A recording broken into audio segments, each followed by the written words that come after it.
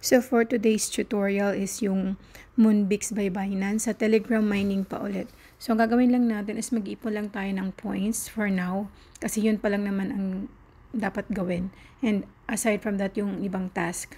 So nagawa ko na siya. Papakita ko lang sa inyo. So ayan, Binance Moonbix Boot.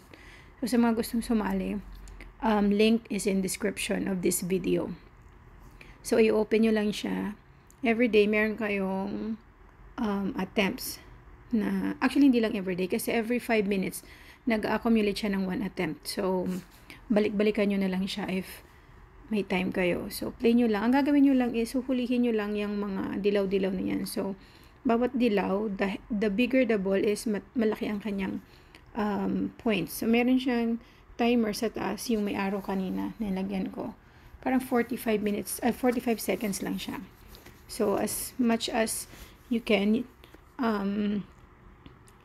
mag-fish kayo, parang fishing ang dating, i-fish nyo yung mga yellow na yan. So yung gift na yan is minsan 100 ang laman yan, minsan 30, depende kaya gift box ang nakalagay. So every time makakakuha kayo ng black na parang planets, ano siya, may deduct points. So parang ang nakuha ko pa lang na pinakamataas na points dito is 265, parang ganun. So yun lang. So pag natapos na yan, hintayin nyo na lang ulit. After 5 minutes, may isang attempt na naman kayo. Then you can share it to your friends kasi more on referrals pa lang siya. Mayroon siyang konting task. Madali lang naman. Tapos sa may mga wala pang account ng Binance, pwede kayong mag-sign up using my link or kung gusto dyan na rin na link para magawa nyo for task. So ayun lang.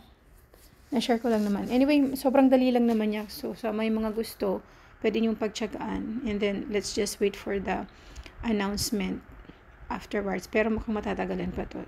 Kasi syempre, bago pa lang eh. Ang iba sobrang taas na eh. Malamang sila yung mga nauna at maraming mga referrals. So, yun lang. Thank you.